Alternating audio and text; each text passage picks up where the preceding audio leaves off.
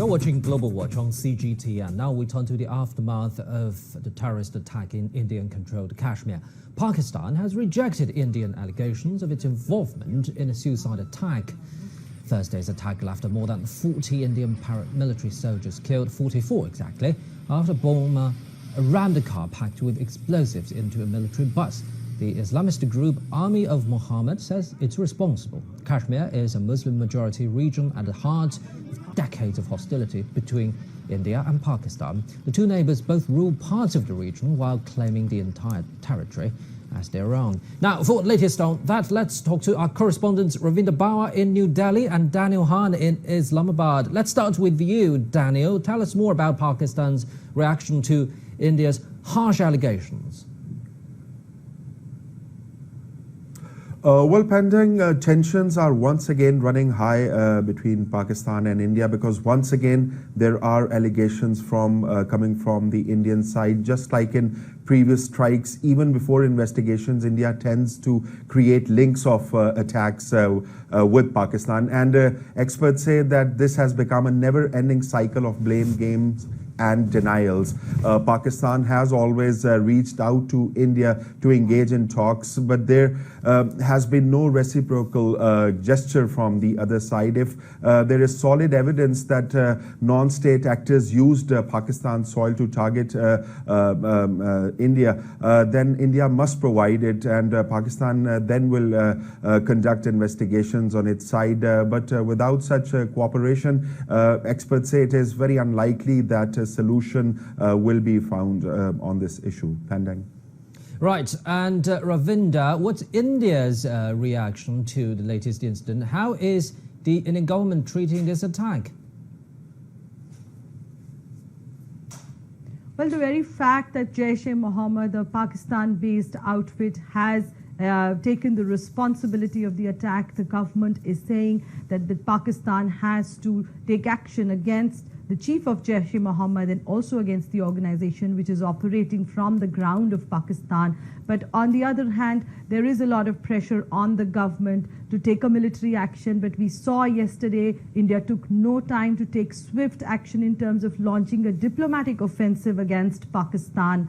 The Indian Foreign Secretary met envoys of 25 countries, including P5 countries, including neighboring countries, and apprised them of the role of Islamabad and asked them to strengthen the counter-terror, relationships, because that is the strength that India will gather after this diplomatic offensive that it has launched. And after that, he also met the Pakistani envoy and actually asked and demanded that immediate and verifiable action should be taken against this outfit and the actors of this outfit, so that this can be presented to India. But we'll have to wait and watch what happens. But at the moment, we know that India has totally launched a diplomatic offensive, which is very strong. And today also we expect more action in terms of these kind of diplomatic relationships that will have, conversations which will take place. Pandeng. Well, dear colleagues, we'll be getting back to you for more on this. But now let's talk to Mr. Wang Peng from the Chongyang Institute of Renmin University think tank. Thank you very much for joining us, Mr. Wang. So earlier, our correspondent Ravinder Bauer just said that India has launched a diplomatic offensive in the aftermath of this terrorist attack. How serious is this a blow to India-Pakistan relations? Are you expecting a military scenario? Well, now the international society are worried about the escalation. As you mentioned, now it's the diplomatic struggle, offense-defense between the two countries. And now we're worried that maybe they can be deteriorated into another case, that's the border conflicts or the military struggle. This will be more serious and do harm to the people of both countries. So now, what is the most critically important and urgent for Pakistan and India both? That's to control and manage this conflict, try to solve this one on the level of diplomacy. Thank you very much, Mr. Wang. We'll be getting back to you. But now let's take a look at this. In December, Pakistan's Prime Minister Imran Khan told an interviewer that issues between Pakistan and India should be solved through dialogue. He says two nuclear-armed countries should not think of war and promises peace. Pakistan is not going to fight anyone's war. Our foreign policy will be what is good for people of Pakistan. And we think that rather than what was the previous mantra of doing more, we were always expected to do more.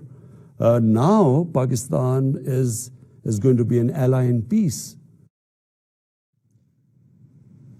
Now let's talk to Mr. Wan again.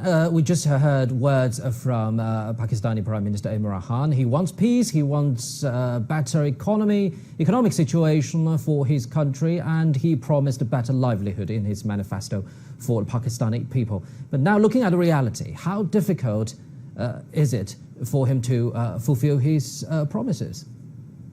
Well, peace is valuable but also fragile. War cannot solve the problems. We have witnessed too many crises, conflicts, and even major war between Pakistan and India during the past half century. But what finally resulted? Still the hatred remained. So now for this one, I think maybe a suggestion proposed by international society is good for them. That's to make a joint team, to make a joint investigation.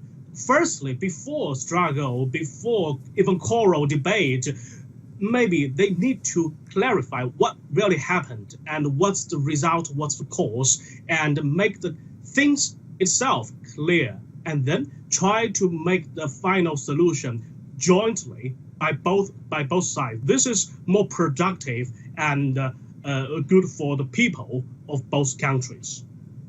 Right, and talking about people of both countries, we just talked about Pakistani people. Now let's talk about feeling of the Indian people at Ravinda. The timing of this terrorist attack is very delicate, right ahead of elections in India.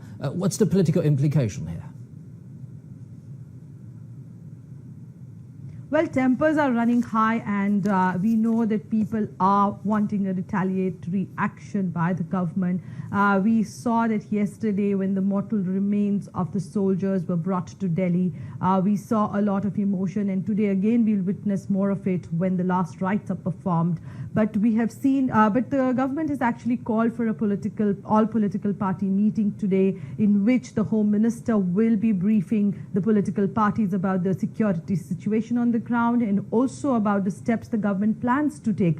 So this has been something which is a silver lining, because as you just said, in an election time, any political party would like to use this opportunity to politicize it, but we saw a refrain by all the major political opposition parties who offered full support to the government, and that is something which we have not seen. But yes, the people are still angry, as the Prime Minister in his hard-hitting speech said, the blood is boiling. Let's listen in to some people what they want. Kashmir was, is, and will be ours till the doomsday. Long live India. Down, down with terrorism. Wake up, Pakistan. When the government is letting our brave sons die, then just give Kashmir to them. If not, then dare to teach Pakistan a lesson in its own language. Not a surgical strike, but the need is to remove Pakistan from the map. Wow, those are very cool, strong words indeed. So and revenge is what the people want, but we'll have to see. It won't be so easy for the government to do anything forward. Exactly, and those are very strong words indeed. Talking about that, Mr. Wan, earlier you worried about a military scenario between India and Pakistan. Now looking at the boiling public opinion in India, do you think the whole momentum has left Modi's government few choices? Hello, yes. So the political implication of this event in this hot season, we know that in India, that's campaign season. So I think that's twofold. One, for the candidate, that we may say in brief that the pigeons may die and hawk, they survive and rise. That's to say, the candidate who can pretend to be more harsh, tougher, and more strong militarily, they may have more opportunity to win the hearts of the voters. However, on the other side, there's another consensus that's for the national interest. I mean, for Indian national interest, it's not good to escalate this event. It's not good for them to make it as a very, very big event and to intrigue the extreme nationalism. But on the other side, what is good for them is to control the conflict, to try to get a joint resolution with the Pakistan to solve this problem together. That's the best situation and best way for them. So now it's a dilemma in front of all the candidates. They must show their attitude. They must make decision for their own campaign or for their national interest. That is a question. Thank you very much, Mr. Wang Peng from Chung Institute at Renmin University of China in Beijing.